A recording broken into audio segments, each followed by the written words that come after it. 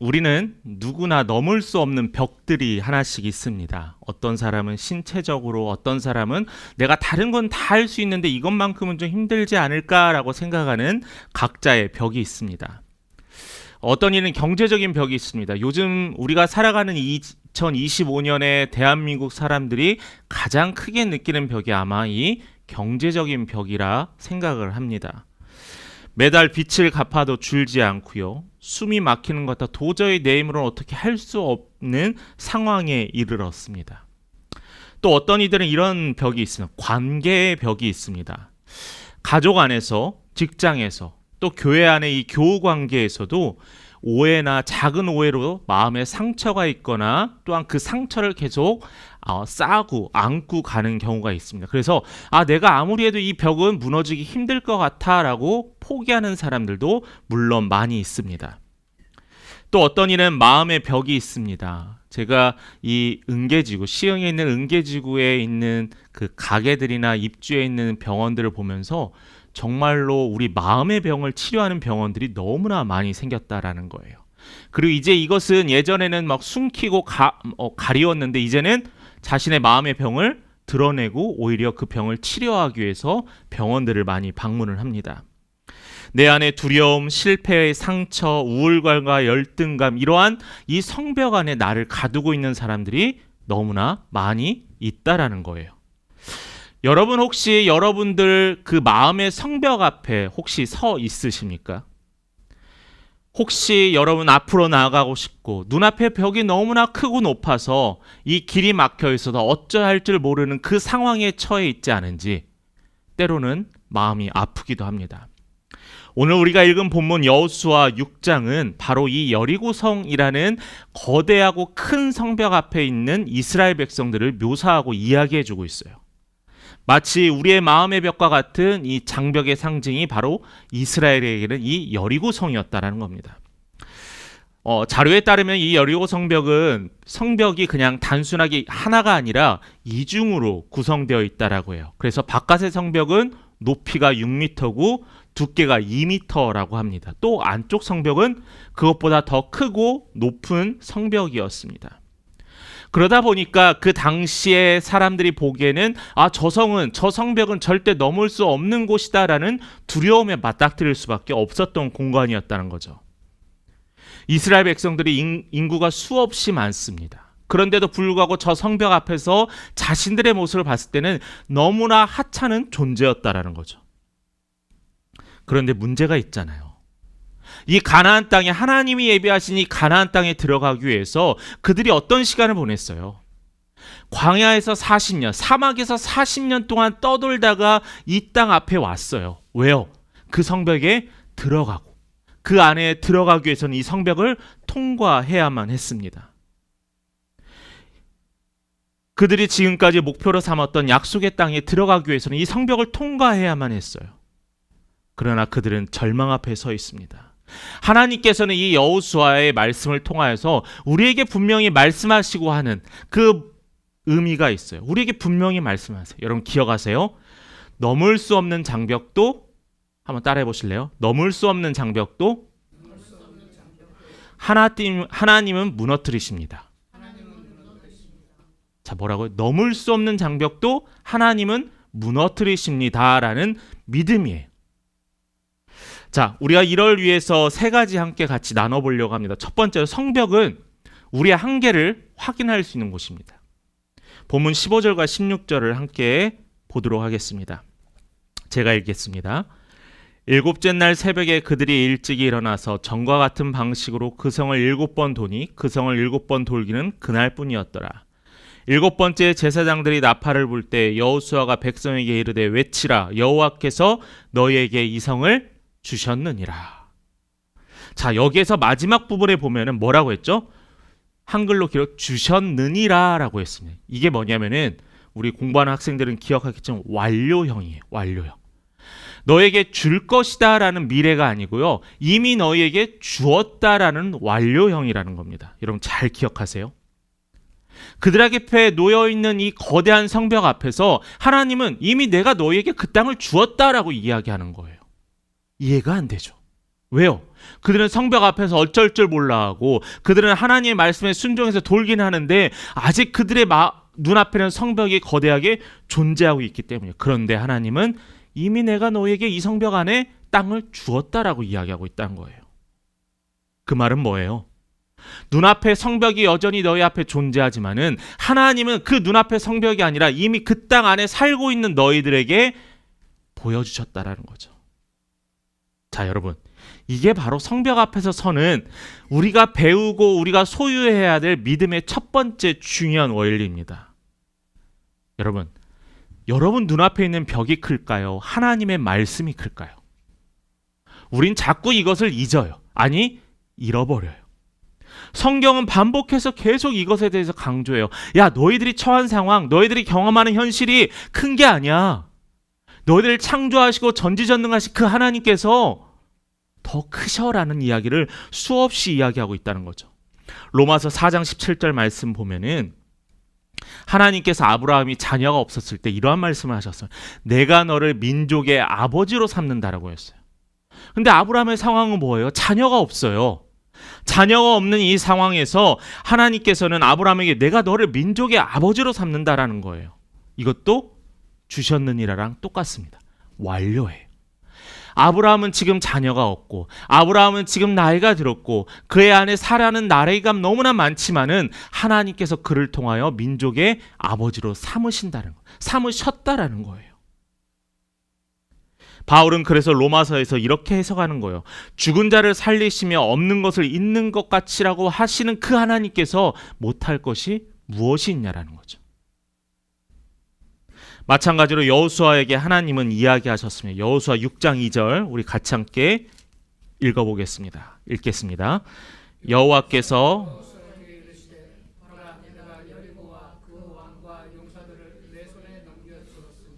자, 여러분, 아직 아무 일도 일어나지 않았어요. 하나님의 약속은 근데 이미 이루어졌다라는 겁니다. 여기에서 우리가 중요한 믿음에 관한 신학적 교훈이 있어요. 여러분들 그런 이야기 많이 물어요. 믿음이 뭐예요? 왜 믿음은 연약해져요?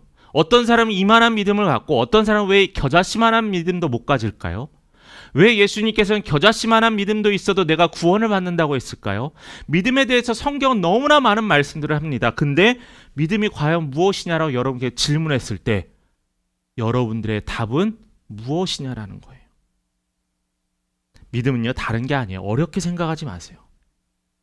믿음은요, 하나님의 말씀이요, 문자나 글이 아니라 실제로 이루어진다라는 확신이에요. 하나님께서 이 여호수아를 통하여서 저 여리고성 안에 너희에게 그 땅을 줄 거다라는 그 말씀이 이루어질 것이라는 확신, 그게 바로 믿음이라는 거예요. 여러분들이 예수 그리스도를 통하여 구원에 이를 것이다라는 믿음, 그게 믿음이에요. 믿음은요, 하나님 말씀을 통해서 내 눈앞에 보이는 현실이 아니라 하나님을 더 신뢰하는 확신이 믿음이라고 했습니다. 이스라엘 백성들 앞에 눈앞에 있는 성벽, 해결되지 않은 문제, 바꾸기 어려운 상황, 인간적으로 불가능한 너무나 높은 장벽이었어요. 그런데 여기서 성경은 분명히 이렇게 물어봐요. 내가 더 현실적으로 여기는 게 눈앞의 성벽인가? 아니면 하나님의 말씀인가라는 거죠.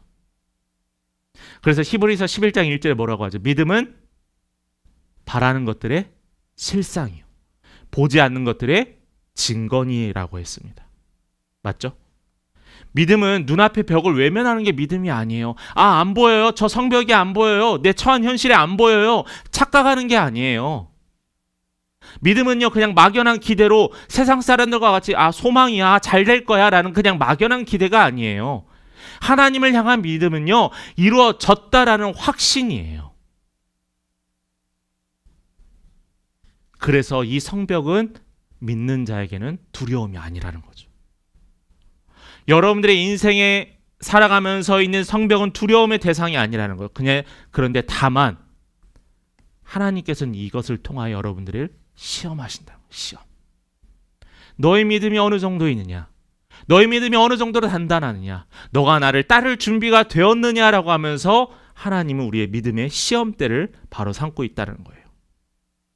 그렇다면 이스라엘 백성들은 선택할 수 있습니다. 성벽 앞에서 두 가지 선택을 할 수 있어요. 눈앞에 있는 보이는 벽을 바라보고 주저앉을 것인가?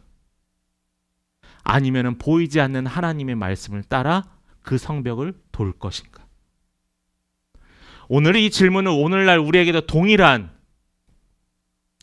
질문을 합니다. 고린도후서 5장 7절 우리 같이 한번 읽어보겠습니다. 같이 읽겠습니다. 시작. 자, 여러분들의 행동은요, 보는 것으로 하는 게 아니래요. 아, 하나님이 날 이거 보여주셨으니까 나는 그만큼 믿을 수 있어가 아니라는 거예요. 진짜 믿음은요, 뭐라고 했어요? 믿음으로 행할 수 있다라는 거예요. 우리가 갖기 어려워하고 무엇인지 궁금해하는 믿음은 다름이 아니라 눈앞의 성벽에서 그들의 적이 눈앞에 있음에도 불구하고 그 성벽을 매일매일 도는 이스라엘 백성들의 믿음이 소유해야 할 믿음이라는 겁니다. 이게 진리예요. 이게 선포예요. 누군가 여러분들에게 믿지 않는 자 믿음이 뭐야? 너희들은 무엇을 믿어? 그랬을 때 조금 세련되게 여호수아에서 보면은 여리고성을 13바퀴 돌았던 이스라엘 백성들이 있는데 그들을 통하여서 그게 믿음이야 라고 이야기하면 됩니다. 여러분, 하나님의 방법은요, 두 번째로 우리의 계산을 뛰어넘어요.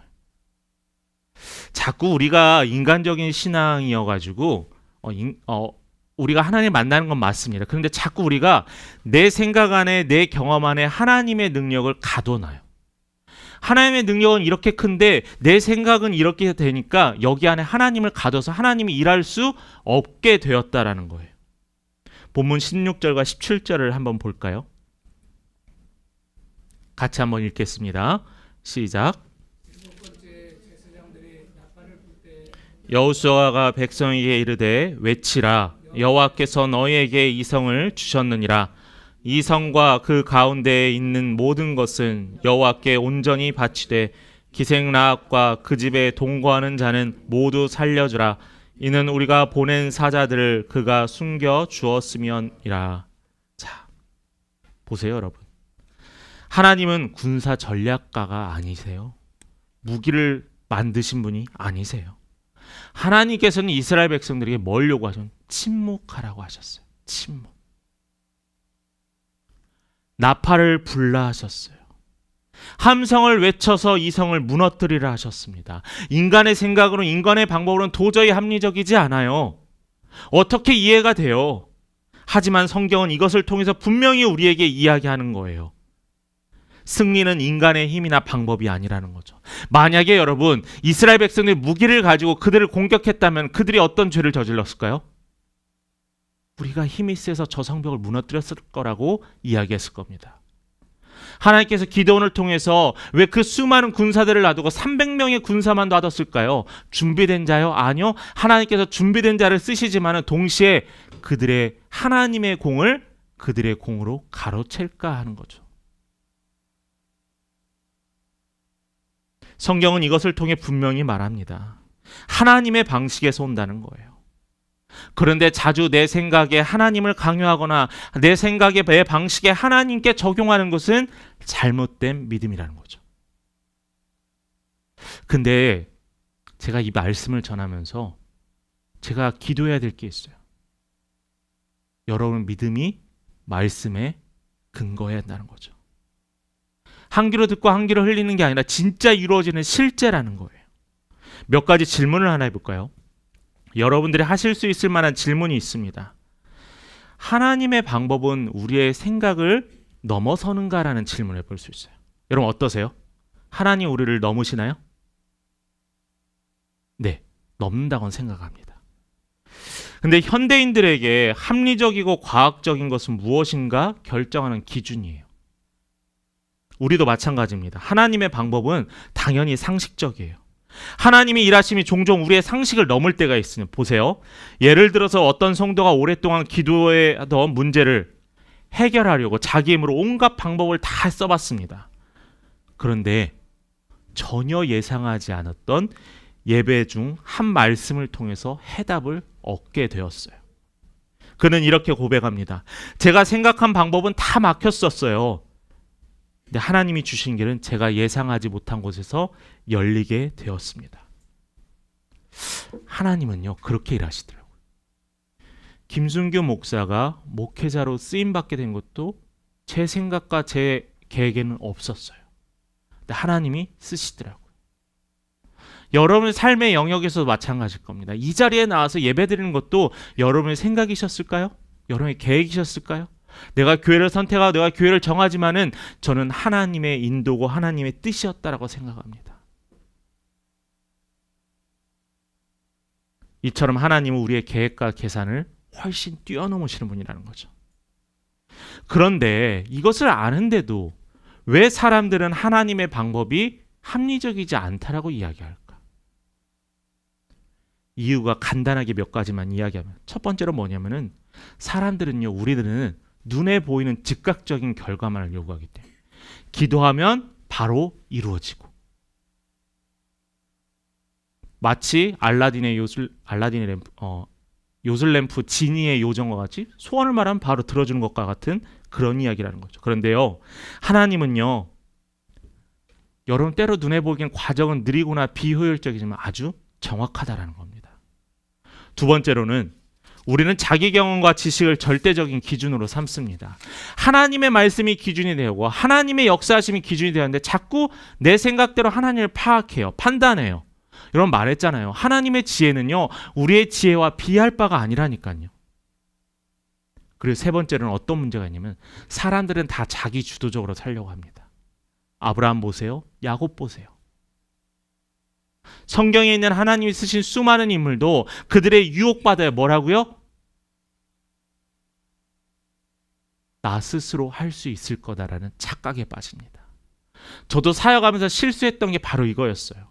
하나님이 나에게 달란트를 주셨으니까 이 달란트를 가지고 일하는 것은 당연히 하나님의 일을 하는 거라 착각했어요. 그런데요, 하나님께서 나에게 그 달란트 은사를 주셨지만 그 또한 하나님께 구하고 지혜를 구해야 한다는 거죠.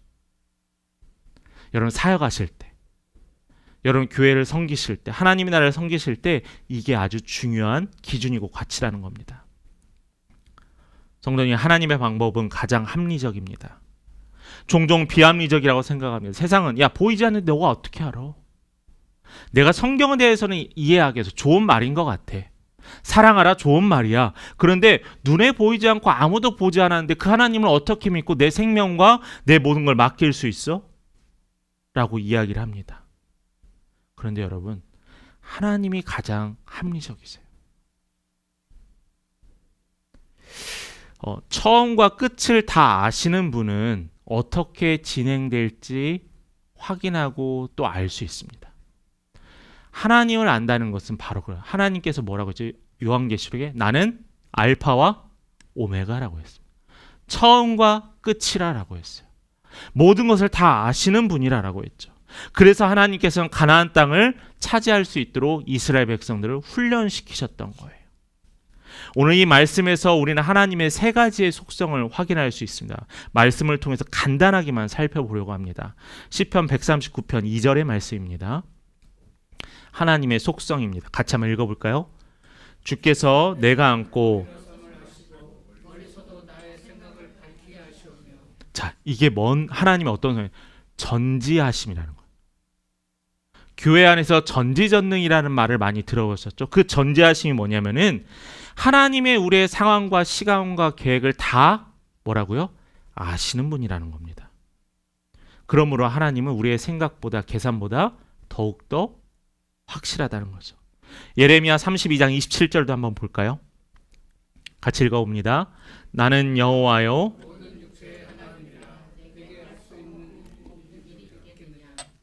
하나님 뭐라고 했어요? 내가 할 수 없는 일이 없대요. 그걸 뭐라고 하냐면 성경에서 전능하십니다. 오늘 우리가 찬양했던 전능하신 나의 주 하나님, 모든 것을 능히 행하실 수 있는 나의 주 하나님이라고 하면서 우리는 기도하는 거예요.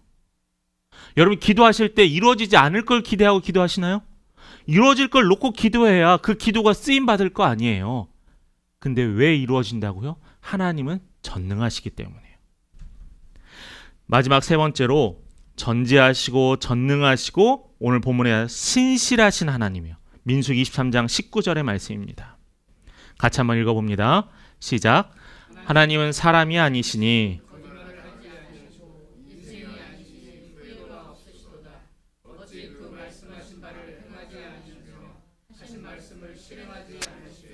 하나님께서 하신 말씀 뭐라고 하세요? 실행하신대요. 구약을 통하여서 예수 그리스도 탄생을 예언하셨습니다. 예비하셨습니다. 그 말씀이 이루어졌나요? 이루어졌습니다. 예수 그리스도 사역이 기록되어 있습니다. 이제 이루어지지 않은 게 하나 있어요. 바로 뭐죠? 다시 오실 예수 그리스도입니다.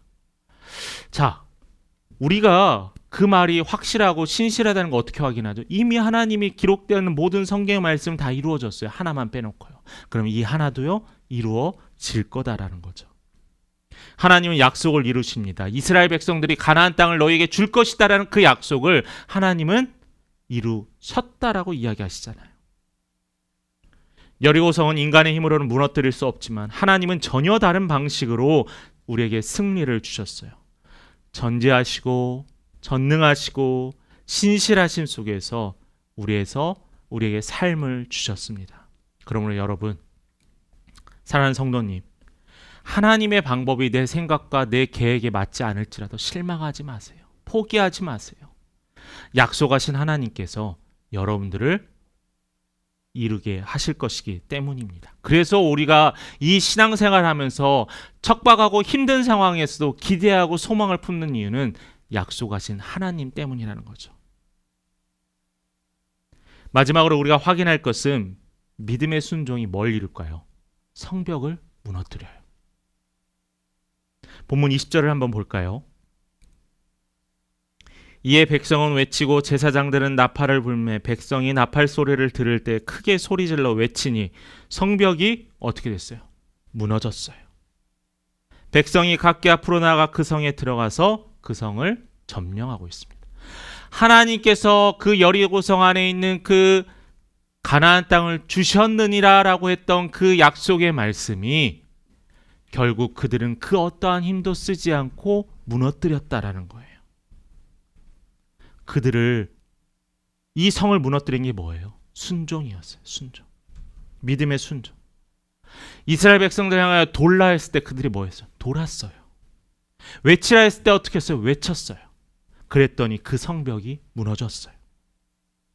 여러분, 하나님의 사람은요, 이 믿음의 순종을 통하여서 생각하지 않은 놀라운 것들을 이루신다는 거예요.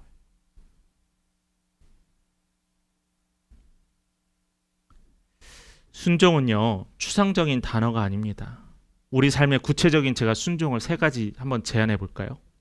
예배를 지키는 순종입니다. 예배를 드리는 순종이 아니라 예배를 지키는 거예요. 우리가 지켜야 할 자리가 어디예요? 이 예배의 자리라는 거예요.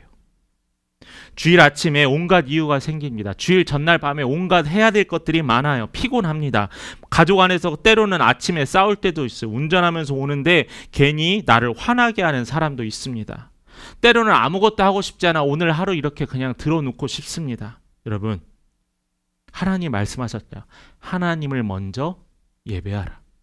말씀에 순종하여 예배의 자리를 지킬 때 그 자리가 성벽 앞에 있는 이스라엘 백성들과 같다라는 거예요. 하나님께서는 이스라엘 백성의 성벽을 돌라 하셨지만 하나님께서는 우리를 향해서는 예배를 드리라 하셨습니다. 여러분들의 눈에 보이지 않는 성벽이 무너지고 가정과 일터에 은혜의 길이 열릴 줄 저는 확신합니다. 또한 어떤 순종이 더 있느냐? 기도의 자리를 포기하지 않는 순종이 있어요. 기도의 자리. 기도가 내가 이 기도를 하면 바로 응답되어지고 언젠가는 응답되어질 것인가?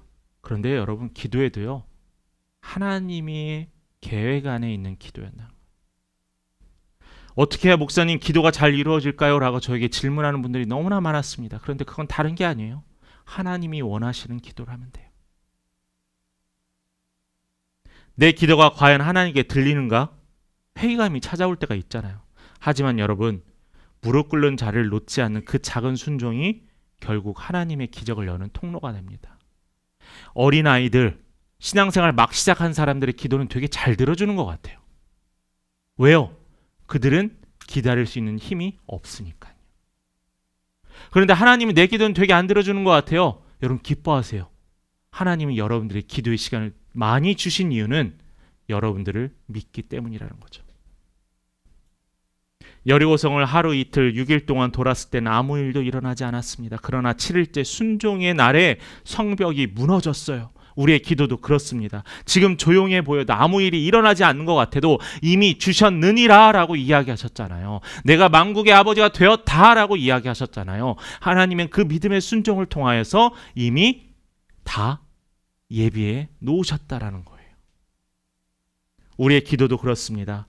지금 조용해 보여도 순종을 통해 그 성벽을 무너뜨리고 계신 하나님을 여러분 신뢰하셨으면 좋겠어요. 마지막으로 우리가 신앙의 삶에서 관계 속에서의 순종입니다. 참 이 벽이라는 게 인간 사이의 벽이라는 게 참 견고하더라고요. 그렇죠? 내가 저 사람과의 관계가 조금씩 멀어지더니 회복하지 못하는 때가 점점 상황이 만들어집니다.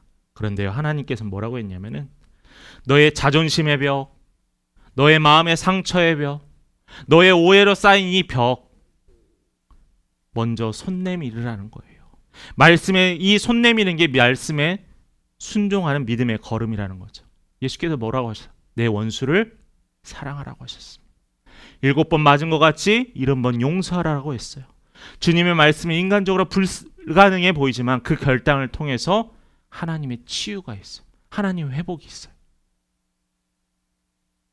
우리가 세상을 향해서 기독교인들 왜 저러지라고 하지만 사실은 나도 작은 양보가 못했었어요. 작은 미소도 어려웠어요. 작은 말 한마디도 힘들었어요. 그 견고한 벽을 주의 말씀에 순종해서 무너뜨리실 간절히 축원합니다.